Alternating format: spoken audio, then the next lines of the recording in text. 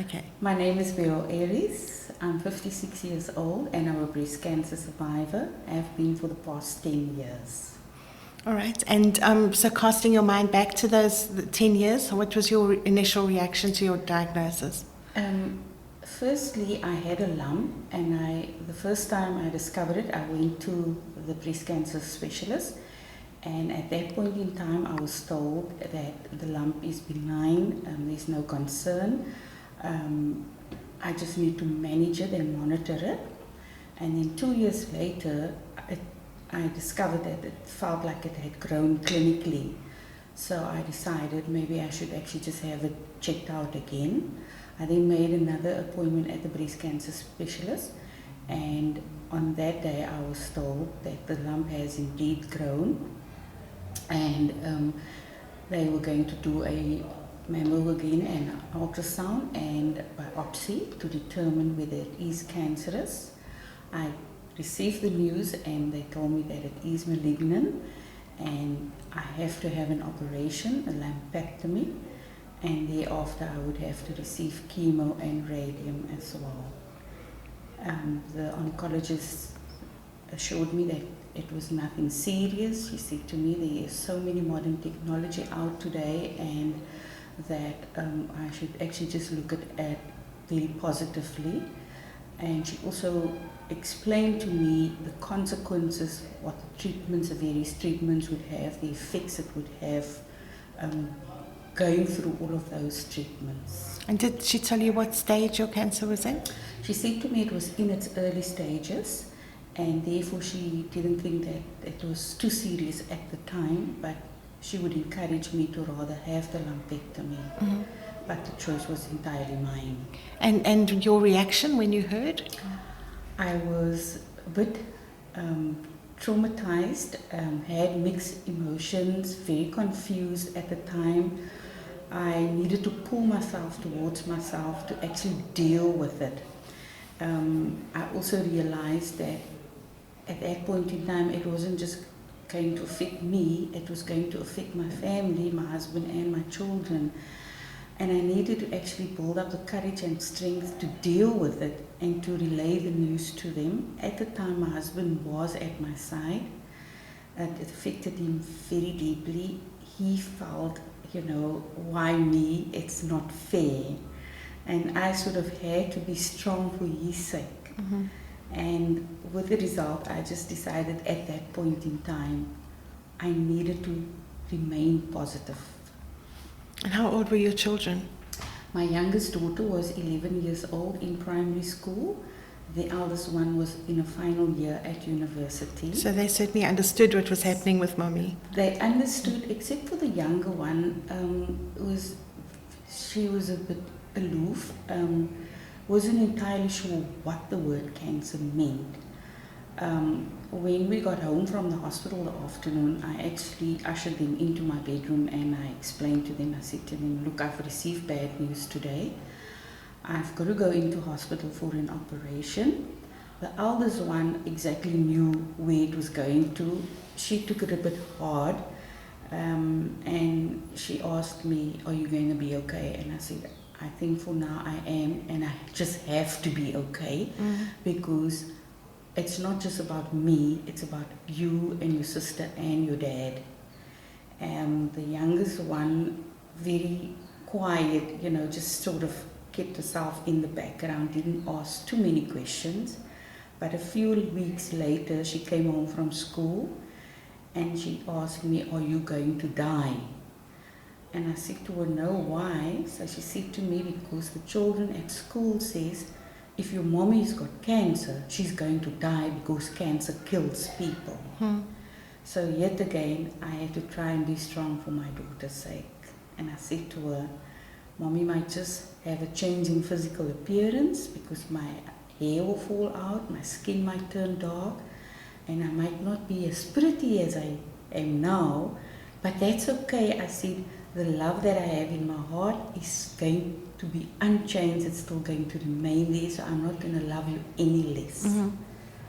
And emotionally, I mean, it sounds like you were strong, but Where did you find that strength? Emotionally, I'm a very spiritual person. I wouldn't say I'm a religious person. I would rather regard myself as a very spiritual person.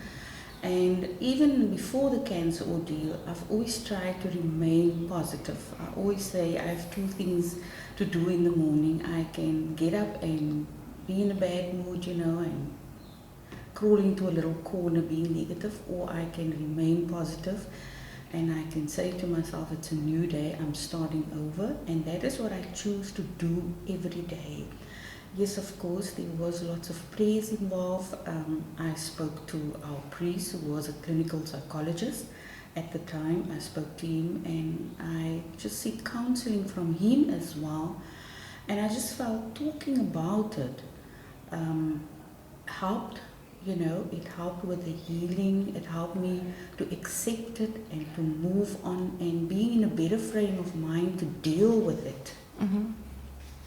And your husband, you said that your husband was very supportive, but he was emotionally, it was harder for him. So it was very hard for him. After I had a discussion with the girls, I also spoke to him. I said to him, look, I can't be on this journey on my own. I need you beside me. I need all of your support. I need your love, your strength to just carry me through this ordeal.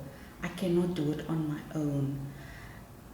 He actually took a 360-degree turn. He actually was so awesome.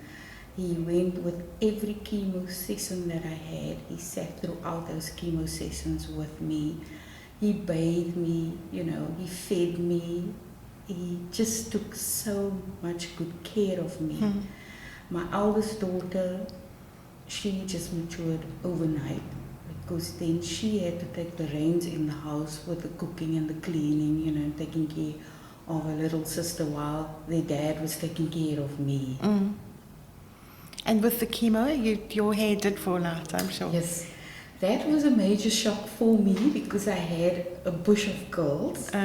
And after the first week I received my first chemo treatment, my husband and I went away for the weekend because we just felt we needed some quality time together and helping me get through all of this. And I remember standing in the shower one Sunday morning, and as I was busy washing my hair, the next minute I had chunks and balls of hair in my hands. And that to me was very traumatic. And I just stood under the shower for about 30 minutes, just standing there and crying.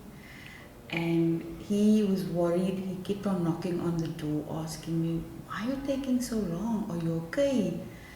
And when I came out of the shower, he looked at me and he immediately sensed there was something wrong. And he took me in his arms and he just held me tight and he said to me, it's going to be okay, we're going to get through this. His sister being a hairdresser, I phoned her immediately and I said to her, I need you to shave my head. She, on the other end, went silent and she said to me, I don't think I can do it. But her husband is also a barber. So she said to me, so I'm going to ask my husband rather to do it. So when we got there the afternoon, her husband took me into the barber and he shaved my head. And then I was ever so bold walking back into the house and I said, hey, look at my new hairstyle. And she just burst out crying. She took me into her arms and she just cried. She hugged me. She said to me, I don't know what to say to you, but I was not able to do it myself. But she says, I just want to commend you on your strength, your courage. She says, you are going to survive this. And that to me meant a lot. The love and the support that I received from my family, my friends, my colleagues at work, even my boss, who was very, very concerned about me at the time. And I noticed that you've got short hair now, so did you decide you liked that? Or? Funny enough, after my hair started growing back, my family said to me, no, please, just keep it short. You look so chic and savvy with it, so please just keep that hairstyle. During the time of my chemotherapy and my hair had fallen out, my husband decided to do the same. So he shaved his head until my chemo sessions were over and my hair started growing back. And I like it. It's manageable, it's cool, you know. Everybody says it makes me look so much younger. So I enjoy it. Yeah. Yes. And is there anything else that you want to add? Anything else you'd like people to hear? Yes, I'd like to say to people that cancer might be a life sentence, but not a death sentence. And I want to tell them that there is life after cancer. Sometimes we often think the worst, we often turn that negativity into something bigger than our worst fears. And it shouldn't be like that. I know everybody is not emotionally as strong and are not always able to cope with it emotionally. We all have different personalities, different characteristics, and we all deal different with emotions. But I would encourage people to take that negativity and to turn it into something positive. Never give up on yourself. Live a healthy life and don't always think that it is the end, because it's not. I believe where there is life, there is hope. So go out there, live your life, you know, enjoy it, embrace it, you know, and be an ambassador for cancer. If other people can do it, you know, nothing else stops the next person from doing it. And that is my encouragement to people today. That's wonderful. Thank you so much. Thank you.